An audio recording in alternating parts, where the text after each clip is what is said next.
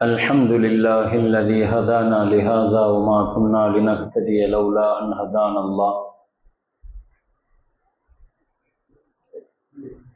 أشهد أن لا إله إلا الله وحده لا شريك له وأشهد أن محمدا عبده ورسوله.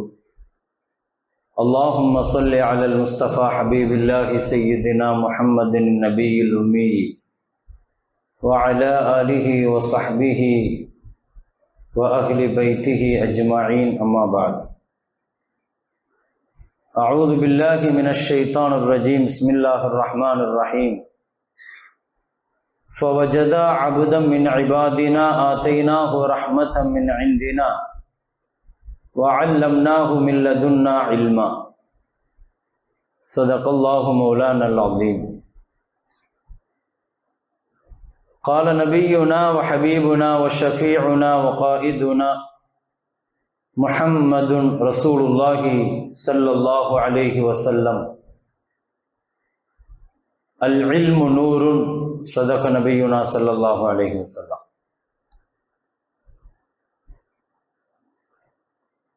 அன்பிற்கும் மரியாதைக்கும் உரிய ஜாமியாவினுடைய நாசிருல் குல்லியா ஹசரத் கிபிலா அவர்களே, சங்கைக்கும் மரியாதைக்கும் உரிய என்னுடைய உஸ்தாது பெருந்தகை ஹசரத் வலிலா ஹசரத் அவர்களே, சங்கை மிக்க கல்லூரியினுடைய உஸ்தாது பெருமக்களே, ஆசிரியர் பெருந்தகைகளே, அன்பு செல்வங்களான மாணவர்களே, ஆரம்பமாக உங்கள் அனைவர்களுக்கும் என் சலாமை முன்வைத்து துவக்கம் செய்கிறேன். அஸ்ஸலாமு அலைக்கும் வரஹ்மத்துல்லாஹி வபரகாத்துஹு. அல்ஹம்துலில்லாஹ், இப்படி ஒரு வாய்ப்பை ஏற்படுத்தி தந்த எல்லாம் உள்ள ரப்புல் ஆலமீன் அல்லாஹுவை நன்றியோடு நினைவு கூர்ந்தவனாக, மதரசா மாணவர்களுக்கு மத்தியிலே இப்படி ஒரு உரை வழங்குவதில் பெரும் மகிழ்ச்சி அடைகிறேன். ஏனென்றால் நீங்கள் ஒவ்வொருவர்களும் நாளைய சமுதாயத்தினுடைய தலைமைகள், ஆற்றல் மிக்க ஆளுமைகள். ஏனென்றால் உலகத்தில் என்ன படிப்பு படித்தாலும் சமுதாயம் இப்படி ஒரு அங்கீகாரத்தையோ இடத்தையோ யாருக்கும் தருவதில்லை. ஆலிம்களுக்கு சமுதாயம் கொடுக்கிற இடம், எவ்வளவு பெரிய படிப்புகளை, உலக படிப்புகளை படித்துவிட்டு வந்தாலும் அவர்களுக்கு அதற்கான இடம் கிடைப்பதில்லை. போற்றுகிறார்கள், புகழ்கிறார்கள், ஆங்காங்கே சில மேடைகளை அவர்களுக்காக கொடுக்கிறார்களே தவிர ஒரு மஹல்லாவையே தூக்கி கொடுப்பது ஆலிம்களிடத்தில் மட்டும்தான். ஒரு மஹல்லா என்பது அது ஒரு குட்டி ரிப்பப்ளிக், அது ஒரு சின்ன குடியரசு. ஒவ்வொரு மஹல்லாவும் என்னது? ஒரு குடியரசு. இந்த மஹல்லாவினுடைய கட்டமைப்புங்கிறது தனி குடியரசு. ஒரு தனி குடியரசையே தூக்கி தராங்க நம்மிடத்தில். யாருக்கும் கிடைக்காத பெரிய பாக்கியம் அது. ஒரு செய்தியை நான் அடுத்த நிமிஷத்திற்கு ஒரு 1000 பேருக்கு 5000 பேர்களுக்கு என்னால கொண்டு போக முடியும். அவ்வளவு பெரிய ஒரு வாய்ப்பை ஒவ்வொரு உலமாவுக்கும் ஒவ்வொரு ஆலிம்களுக்கும் தரப்படுகிறது. அந்த அடிப்படையில் நீங்கள் உங்களை தனித்திறமைகளாக, தகமைகளாக, தகுதியோடு வளர்த்து கொண்டு சமூகத்திற்கு நீங்கள் வர வேண்டும். தகுதி மிக்கவர்களாக வர வேண்டும். உரிய காலத்தில் உரிய இடத்தில் பட்டை தீட்டப்பட வேண்டும். சமூகத்தில் மிகச்சிறந்த ஆளுமைகளாக இன்றைக்கு சமுதாயத்தில் உலா வந்து கொண்டிருக்கிற பெருமக்கள் எல்லாம் உரிய காலத்தில் உங்களை போன்ற மதரசாக்களில் அவர்கள் பட்டயம் தீட்டப்பட்டவர்கள், மதரசாக்களில் தங்களுக்கான தகுதிகளை உருவாக்கி கொண்டவர்கள். நிறைய வாய்ப்புகள் கிடைக்கிறது, உங்களை சரிபடுத்திக் கொள்வதற்கான நிறைய வாய்ப்புகள் கிடைக்கிறது, திறமையாளர்களாக உருவாக்கிக் கொள்வதற்கு நிறைய வாய்ப்புகள் கிடைக்கிறது, நேரங்கள் நிறைய இருக்கிறது, திறமையான உஸ்தாதுமார்கள் உங்களுக்கு கிடைக்கிறார்கள். என்னவாக ஆக போகிறீர்கள் என்பதை நீங்கள் வெளியே வந்ததற்கு பின்னால் முடிவு செய்வதல்ல, ஓதுகிற காலத்தில் ஓதுகிற இடத்தில் நீங்கள் என்னவாக போகிறீர்கள் என்பதை நீங்கள் முடிவு செய்ய வேண்டும். ஏதோ 7 வருஷத்தை ஓதி முடிச்சிட்டு நம்ம அப்படியே வந்தோம், ஒரு டிகிரி வாங்கணும், வந்த சமுதாயத்திற்கு வந்தோம், இப்படிப்பட்டவர்கள் இன்னைக்கு சமுதாயத்துக்கு தேவையில்லை. இடத்துக்கு இடம் இப்படி நிறைய பேர்கள் இருக்கிறார்கள். உங்களை தனித்திறமைகளாக ஜொலிக்க வைத்து விட்டு நீங்கள் வாருங்கள். உங்களை தனித்துவமாக காட்டுவதற்கான தகுதிகளை, திறமைகளை வளர்த்து கொண்டு வாருங்கள். மதரசாக்கள்ல நீங்க உருவாக வேண்டிய, உங்களை உருவாக்கப்பட வேண்டிய, நீங்க உங்களையே சரிபடுத்திக் கொள்ள வேண்டிய விஷயங்கள் நிறைய இருக்கிறது. மிக முக்கியமாக நான் சொல்லுகிற ஒரு 3-4 விஷயங்களை மாத்திரம் நீங்க கவனத்தில் வச்சா போதுமானது. முதன்மையாக இந்த ஒரு 3-4 விஷயத்தை நீங்க கவனிங்க. முதலாவதாக நான் சொல்வது, சமுதாயத்தில் நிறைய பஞ்சம் இருக்குது. என்ன பஞ்சம் இருக்குது? ஆலிம்களுடைய பஞ்சம் இருக்குது. நான் சொல்லுவது ஆலிம்கள் சொன்னா சாதாரணமாக வந்து இமாமத்துல போய் உட்கார்றாங்க அல்லது மதரசாக்கள்ல போய் ஓதி கொடுக்கறாங்க, இந்த ஆலிம்கள் அல்ல. இன்னைக்கு சமுதாயத்தில் ஏற்பட்டிருக்கிற பஞ்சம் என்னன்னு சொன்னா, எப்படிப்பட்ட ஆலிம்களுக்கான பஞ்சம் இருக்குதுன்னு சொன்னா, நவீனமான பிரச்சனைகள் ஏராளமாக வந்து கொண்டே இருக்கிறது. நவீன மசாயில்கள், பிரச்சனைகள் நிறைய வந்து கொண்டே இருக்கிறது. ஹலால் ஹராம்ங்கிற ஒரு வார்த்தையை தாண்டி 3வது ஒரு ரிசர்ச் ஒண்ணு இருக்குது, ஒரு ஆய்வு. ஹலால் ஹராம தாண்டி 3வது ஒண்ணு இருக்குது. என்னது அதுக்கு பேரு? ஹராமா ஹராம் இல்லையா அப்படிங்கிற சந்தேகத்திற்குரிய மசாயில்கள். இதுதான் இன்னைக்கு நிறைய பிரச்சனைகளை உண்டாக்குது சமூகத்தில். இன்றைக்கு ஆன்லைன் ட்ரேடிங்கில் இருந்து, ஷேர் மார்க்கெட்டில் இருந்து, உறுப்பு தானங்களில் இருந்து என்னென்ன புதிய புதிய கண்டுபிடிப்புகள், பிரச்சனைகள், பேங்க் டிரான்சாக்சன்ல இருந்து என்னென்ன விஷயங்கள் காலத்துக்கு தோதும் வந்து கொண்டே இருக்கிறது. இன்னைக்கு ஏஐ வரைக்கும் போயிடுச்சு. ஆர்டிபிஷியல் இன்டெலிஜென்ஸ் சொல்றாங்க பாருங்க. இன்னைக்கு அந்த அளவுக்கு மிக வேகமான வளர்ச்சியை நோக்கி போய்கிட்டு இருக்குது. ஆனா அதுக்கு ஈடு கொடுக்கிற அளவுக்கு ஈக்குவலா இன்னைக்கு சமுதாயத்தில் மற்றவங்க வளர்ந்து வராங்க. அது பெரிய விஷயம் அல்ல. சமுதாயத்தினுடைய சட்டங்களை அதற்கு தோதுவாக சரிபடுத்தி கொடுக்கிற அளவுக்கு உண்டான, காலத்திற்கு தோதுவான மசாயில் சொல்லுகிற உலமாக்கள் தேவை. இன்னைக்கு ஹலால் ஹராமுன்னு சொல்லிட்டு போறது, அல் ஹலாலு பையினுன் வல் ஹராமு பையினுன். ஹலால் தெளிவா இருக்குது, ஹராம் தெளிவா இருக்குது. இங்க இது பிரச்சனை கிடையாது. 3வது ஒரு பிரச்சனை இருக்குது. இத பத்தி ஏன் கவனிக்கிறது இல்ல சமுதாயம்? வெளியே நிறைய கேள்விகளோடு காத்துட்டு இருக்கிறாங்க. இந்த கேள்விகளுக்கு இன்னைக்கு உலமாக்கள் நிறைய பேர் நாங்களால பதில் சொல்ல முடியல. ஓதுற காலகட்டங்களில் இதற்கான ஒரு பெரிய ரிசர்ச் ஆய்வை அந்த காலகட்டத்தில் நடத்த தவறிட்டோம். அப்படிப்பட்ட சட்டங்கள் வருகிற பொழுது சமுதாயத்தில் இன்னைக்கு இந்த பிரச்சனையா, இந்த ஹசரத்து மட்டும் பேசுவார், இந்த பிரச்சனையா, இந்த ஹசரத்தை போய் பாருங்க. இப்படித்தான் இன்னைக்கு சமூகத்தில் இருக்குது. அறிவு ஜீவிகள், துறை சார்ந்த நிபுணர்கள் ரொம்ப கம்மியா இருக்கிறாங்க. ஷேர் மார்க்கெட்டா, தமிழ்நாட்டில் ஒரு ஷேர் மார்க்கெட்டை பற்றி ஒரு ஆலிம் அப்படின்னு பேசுவாரு. நான் வெளி இடங்கள்ல போய் நம்ம இப்படி பேசுறது இல்லை. இது உலமாக்கள் நிறைஞ்ச சபை, மாணவர்கள் நிறைஞ்ச சபை, மதரசாங்கிறதுனால தான் நமக்குள்ள ஓப்பனா பேசிக்கிறதுனால பேசுறேன். அதனால இது பப்ளிக்கா பேசுற விஷயம் இல்லைங்கிறதுனால நமக்குள்ள தெரிஞ்சுக்கணும்னா, நாளைக்கு நீங்களும் ஆலிம்களாக வரப்போறீங்க. எந்த ஆலிமையும் அல்லது சமூகத்தையும் குறைத்து மதிப்பிடுவது என்னுடைய நோக்கம் கிடையாது. ஏதாவது இந்த கவலை உங்களுடைய உள்ளத்துல விழுமானால், அதன் மூலமா ஒரு சின்ன பொறி ஏற்படுமானால், நீங்க அதை அப்படியே அதை கொண்டு நீங்க ஏதாவது செய்யணுங்கிற ஒரு மோட்டிவேஷன் உங்களுக்கு ஏற்படும் சொல்லி சொன்னால், அல்ஹம்துலில்லாஹ் ஹஜ்ரத் அவர்கள் அப்படி ஒரு இதுக்கு தான் இங்க கூப்பிட்டு வந்து பேச சொல்லி இருக்கிறாங்க. சமூகத்தினுடைய அனுபவங்களை பேச சொல்லணும். சமுதாயத்துல களத்துல நிக்கிறோம். அல்லாஹ்வுடைய கிருபையில ஒரு 30 வருஷமா சமுதாயத்தினுடைய களத்துல நின்று பணி செய்கிறோம்.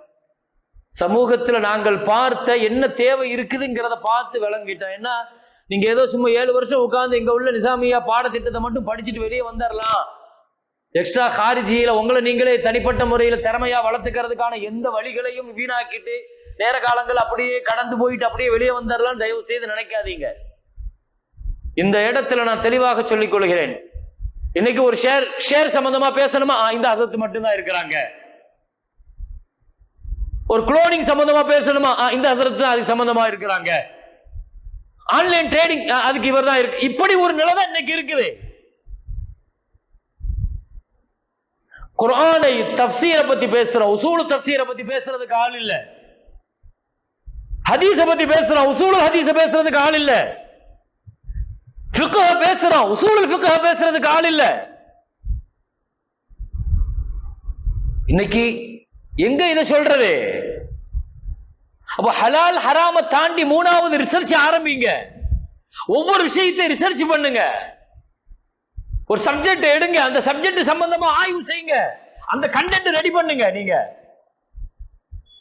உடல் உறுப்பு தானம், இத பத்தி ஷரியத்தினுடைய சட்டம் என்ன தெளிவா டிக்ளேர் பண்ணுங்க. ஜகாத் எவ்வளவு, என்ன பிரச்சனை, அது தங்கத்திலையா வெள்ளியிலையா பணத்துல எதை நிர்ணயிக்கிறது? இமாம்களுக்கு மத்தியில பெரிய குழப்பங்கள் இருக்குது, இஸ்திலாஃப் இருக்குது. எடுத்து ஆய்வு செய்யுங்க. ஷேர் மார்க்கெட்டிங் உள்ள வாங்க, ஷேர் மார்க்கெட்டிங் உடைய விஷயங்களை படிங்க. அதை படிச்சு இத ஷரியத்தை எப்படி அப்ளை பண்றதுன்னு பாருங்க. நபிகள் நாயகம் ஸல்லல்லாஹு அலைஹி வஸல்லம் சஹாபாக்களை நிறுத்தி சொன்னார்கள், அஅலமுஹும் பில் ஹலாலி வல் ஹராம் அஃரலுஹும் வ அஷத்துஹும் வ அக்ரஉஹும். ஒவ்வொரு சஹாபியா ஸல்லல்லாஹு அலைஹி வஸல்லம் அறிமுகப்படுத்தினாங்க. எப்படி அறிமுகப்படுத்தினாங்க?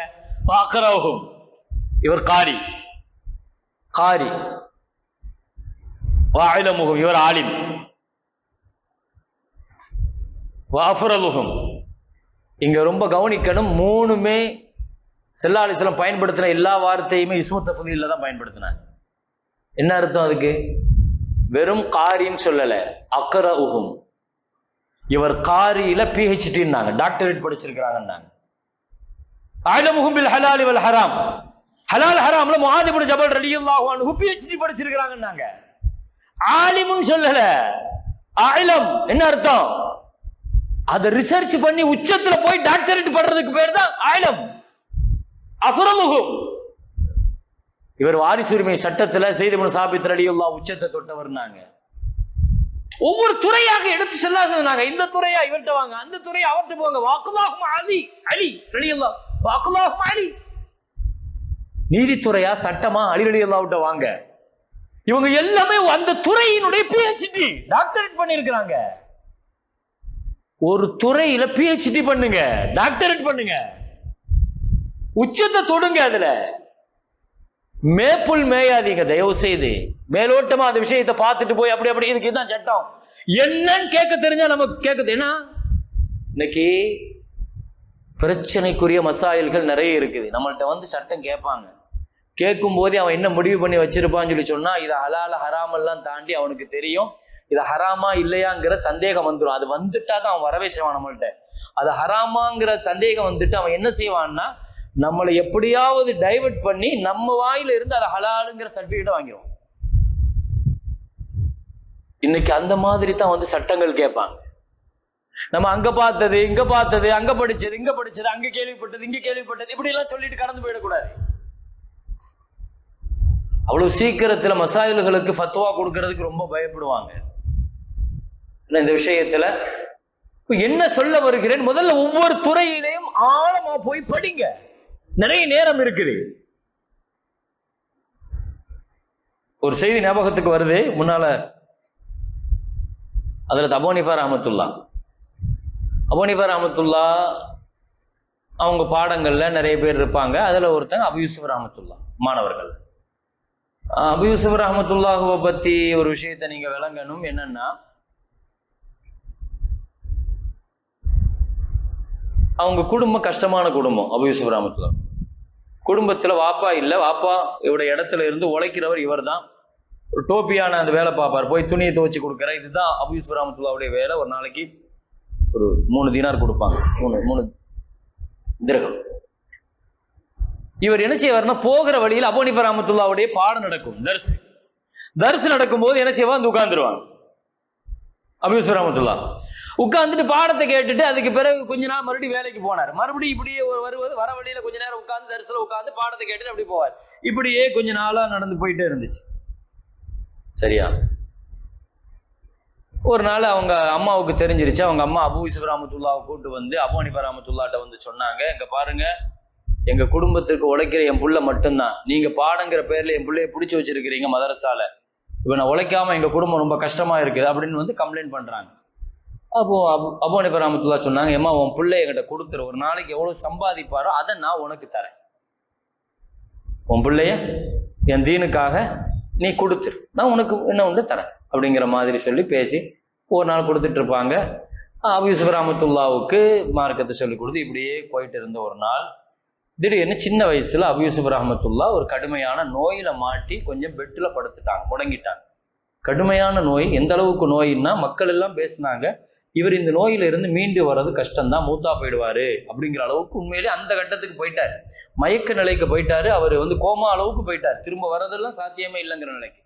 இது உஸ்தாதுக்கு கேள்விப்பட்டு அபூ ஹனீஃபா ரஹ்மத்துல்லாஹ் என்னுடைய மாணவர் இப்படி இது பண்ணிட்டாரு கேள்விப்பட்டு உடனே என்ன செஞ்சாங்க, இயாதத்துல் மரீதுக்காக வராங்க, நோய் விசாரிக்கிறதுக்காக வந்து மாணவர்கள் முன்னால நின்று அப்படியே அழுதுட்டு, இவங்க உஸ்தாது வந்திருக்காங்கிறது கூட அவங்களுக்கு தெரியல. அபூ ஹனீஃபா ரஹ்மத்துல்லாஹ் சொன்னாங்க, குந்து அர்ஜூக லின்னாஸி மின் பாதி, எனக்கு பின்னால என் இடத்துல ஒன்னைத்தானே நான் நம்பி இருந்தேன் அப்படின்னா, எனக்கு பின்னால என் இடத்துல ஒன்னெல்லாம் உஸ்தாதா வைக்கணும்னு நினைச்சிருந்தேன், என் இடத்துல இவ்வளவு சின்ன வயசுலயே இப்படி ஆகி போச்சேன்னு சொல்லி வருத்தப்பட்டு அழுதுட்டு போயிட்டாங்க.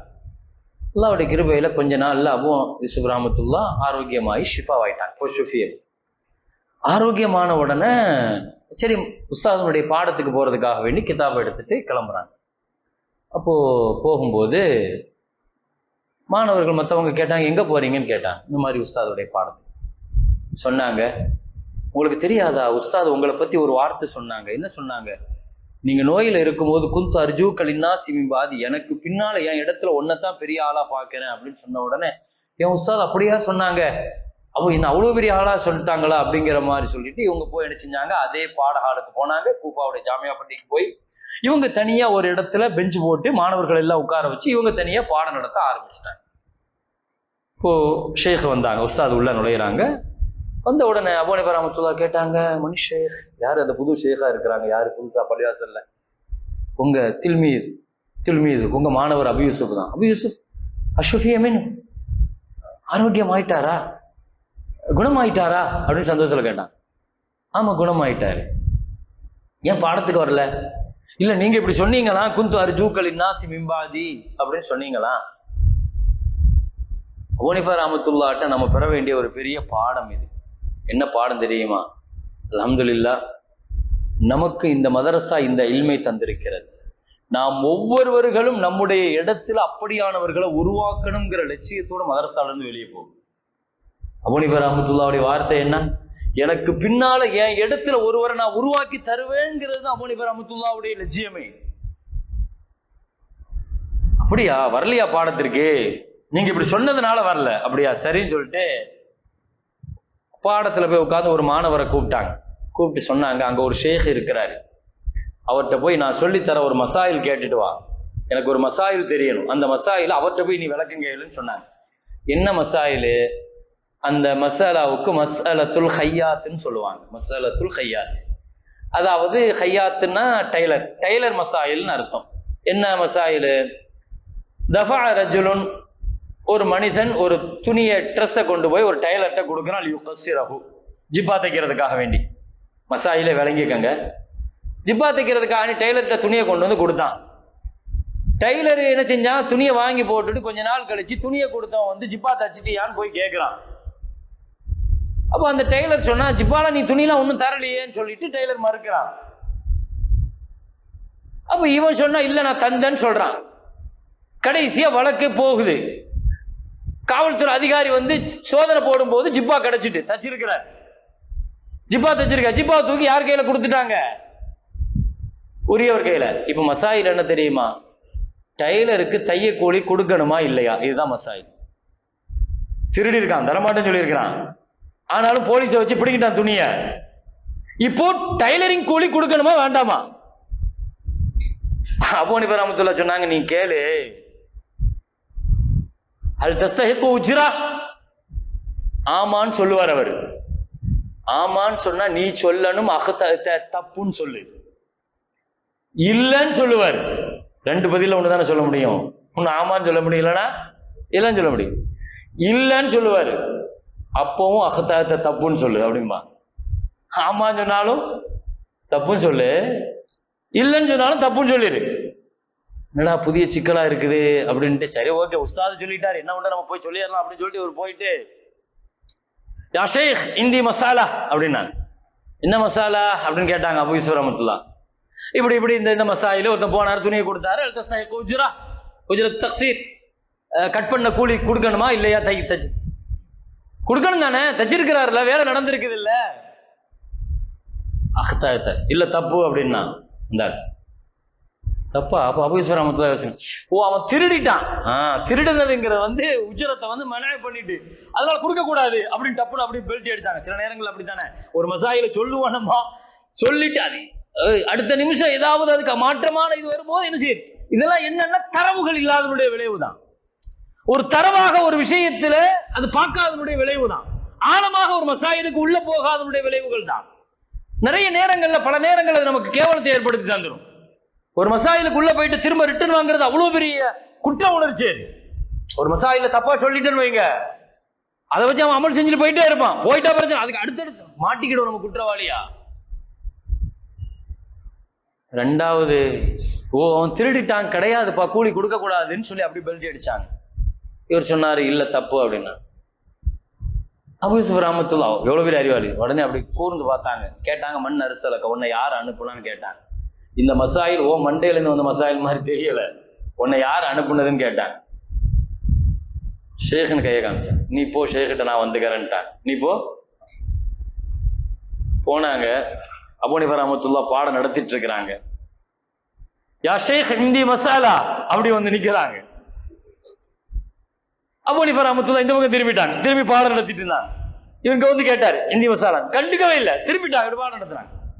இந்த பக்கம் வந்தார் அபூ யூசுப் ரஹ்மத்துல்லாஹ், யா ஷேக் இந்தி மசாலா, இந்த பக்கம் திரும்பி பாடம் நடத்தினாங்க. 3 தடவை திரும்ப திரும்ப வந்தார். கடைசியா உஸ்தாதுக்கு முன்னால மண்டிட்டு மரியாதையா உட்கார்ந்து, யா ஷேக் இந்தி மசாலா, என்ன பிரச்சனைன்னு கேட்டாங்க.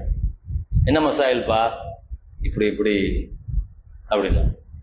அபூ ஹனீஃபா ரஹ்மத்துல்லாஹ் சொன்னாங்க, எல்லா விஷயத்தையும் சரி தவறு அப்படின்னு சொல்லிட்டு கடந்து போயிடக்கூடாது. இதை தாண்டி 3வது ஒரு மசாயில் ஒண்ணு இருக்குது. அப்பதான் முதல்ல அபூ யூசுப் ரஹ்மத்துல்லாஹ்வுக்கு தெரியும், நாம படிச்ச மசாயில்கள்ல ரொம்ப முக்கியமா படிக்க வேண்டிய மசாயிலே இந்த 3வது மசாயில் தாங்க. சொன்னாங்களாம், அவன் கட் பண்ணி தச்சிருக்கிறான் பாரு, அவன் என்ன அளவுல தச்சிருக்காங்கிறத பார்க்கணும். அவன் துணி கொடுத்தவனுடைய அளவுல கட் பண்ணி தச்சிருந்தான்னு சொன்னா கூலி கொடுக்கணும்.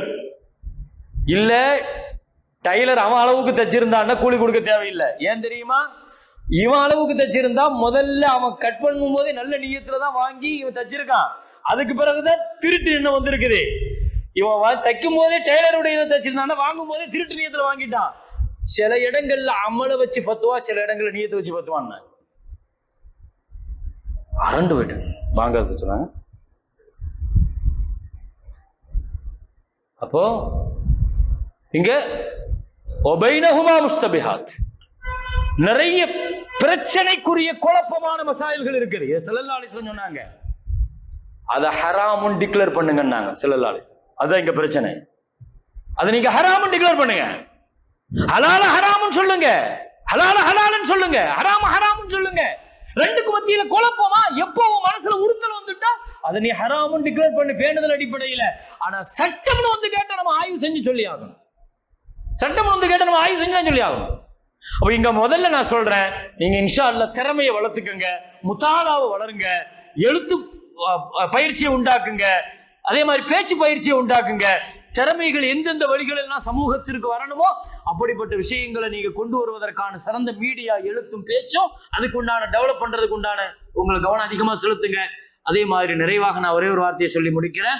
இமாம் ஷாஃபி ரஹ்மத்துல்லாஹ் அவங்களுடைய உஸ்தாத் வக்கீ ரஹ்மத்துல்லாஹ் சொன்ன வார்த்தை, அல் இல்மு நூருன், கல்வி என்பது ஒளி, அதை பாவத்தை கொண்டு நீ அழிச்சிடாதுன்னு சொன்ன. கல்விங்கிறது என்னது? ஒளி. ஒரு பாவத்தாமா இருந்தா சின்ன பாவம் நினைச்சிடாத. அருமையான மாணவ செல்வங்களே, 30,000 ஹதீசுகளை மனனம் வைத்திருந்து சபகாரியாக இருந்த அபு அப்துல்லா அல் உந்துலுசி உலகம் முழுக்க 12,000 முரீதீன்களை கொண்டு, ஜுனைத் ரஹ்மத்துல்லா, ஷிபுலி ரஹ்மத்துல்லா போன்றவர்கள் எல்லாம் அவர்களுடைய முரீதுகள் தான். அபு அப்துல்லா உந்துலுசிங்கிற மிகச்சிறந்த ஷேഖ്, மிகச்சிறந்த காரி, மிகச்சிறந்த முஹத்திஸு, அவ்வளவு பெரிய மிகச்சிறந்தவராக இருந்தவர். பின் ஒரு காலகட்டத்தில் அவர் கிறிஸ்தவராக மாறி பன்றி மேய்த்து கொண்டிருந்தார். அவருடைய ஹான்காக்கள் உலகம் முழுக்க மூடப்பட்டுச்சு. சபோக்ராத் ஓதிய சபோகாரிட்ட போய் கேட்டாங்க ஷிபுலி ரஹ்மத்துல்லா, பன்றி மேய்த்து கொண்டிருந்த தான் ஷேக்கிட்ட போய் கேட்டாங்க, இப்படி ஆயிட்டீங்களே, குர்ஆன் ஆயத்துல ஏதாவது ஞாபகம் இருக்குதான்னு கேட்டாங்க. ஒரே ஒரு ஆயத்து மட்டும்தான் ஞாபகம் இருக்குது. ஒமை யுஹ்னில்லாஹு ஃபமாலஹு மின் முக்ரிம், அல்லாஹ் ஒருத்தனை இழிவுபடுத்திட்டு அவனை யாரும் கண்ணியப்படுத்த முடியாதுங்கிற ஆயத்தை தவிர எனக்கு எதுவுமே எனக்கு இல்லை. ஹதீஸ் ஞாபகம் இருக்குதா? 30,000 ஹதீஸ் மனப்பாடம் இருந்துச்சு. மன் பத்தல தீனஹு ஃபக்துலுஹு, மதம் மாறிட்டு அவனை கொல்லுங்க, இஸ்லாமிய சட்டம் சொல்லுதுங்கிற அந்த ஹதீஸை தவிர எனக்கு வேற எந்த ஹதீஸ் என்கிட்ட இல்லை, மனப்பாடமா இல்லைன்னு சொன்னாங்க. ஏன் இந்த நிலைக்கு ஆளாயிட்டாங்க? என்ன காரணம்? தன்னுடைய முரீதுகளோடு ஒரு ஊருக்கு வந்த அந்த ஷேக், ஊரினுடைய எல்லையில் தண்ணீர் குடத்துடன் வந்த ஒரு அந்நிய பெண்ணின் மீது இவருடைய பார்வை பட்டுச்சு. அந்த பெண்ணை நிக்காஹ் செய்யணும்னு நினைச்சாரு. அந்த குடும்பம் கிறிஸ்தவ குடும்பம், இவரை கிறிஸ்தவரா மாற சொன்னாங்க. இது அத்துணையும் குறுகிய காலத்தில் நடந்து போச்சு. ஒரு பாவம் தான், ஒரு பார்வை தான். ஆனா குர்ஆன் போச்சு, ஹதீஸ் போச்சு, அந்த வாழ்க்கை போச்சு. இது அத்தனை பின்னால தௌபா செஞ்சிட்டாங்கிறது வரலாறு. வாழ்க்கையில இந்த பக்கங்கள் கருப்பு பக்கங்கள் தானே. அதனால அல் இல்மு நூருன், கல்விங்கிறது அல்லாஹ் தந்திருக்கிற நூறு. அல்லாஹ் எல்லார்ட்டையும் நடக்கிற மாதிரி நம்மள்ட்ட நடக்க மாட்டான். நம்மள்ட்ட ரொம்ப ரோஷப்படுவான் அல்லாஹ். அல்லாஹ் நம்ம விஷயத்துல என்ன செய்வான், உனக்கு எவ்வளவு பெரிய இல்மை தந்திருக்கிறேன், நீ இப்படி என்னுடைய இல்மை இப்படி பண்ண, அல்லாஹ் அதை பெரிய ரோஷமா நினைக்கிறான். ஒரு ஆலிமோ ஒரு ஹாஃபிலோ ஒரு மாணவனோ இந்த ஒரு பாவத்தை செய்யும் போது அல்லாஹ்வுக்கு அவ்வளவு ரோஷம் வருது. அல்ஹம்துலில்லாஹ், அல்லாஹ் பாதுகாப்பானாக. சொன்ன விஷயங்களை வாழ்க்கையில் எடுத்து ஏற்று நடக்க அல்லாஹ் தௌஃபீக் செய்வானாக. வாஹிரு தஅவானா அல்ஹம்துலில்லாஹி ரப்பில் ஆலமீன். அஸ்ஸலாமு அலைக்கும்.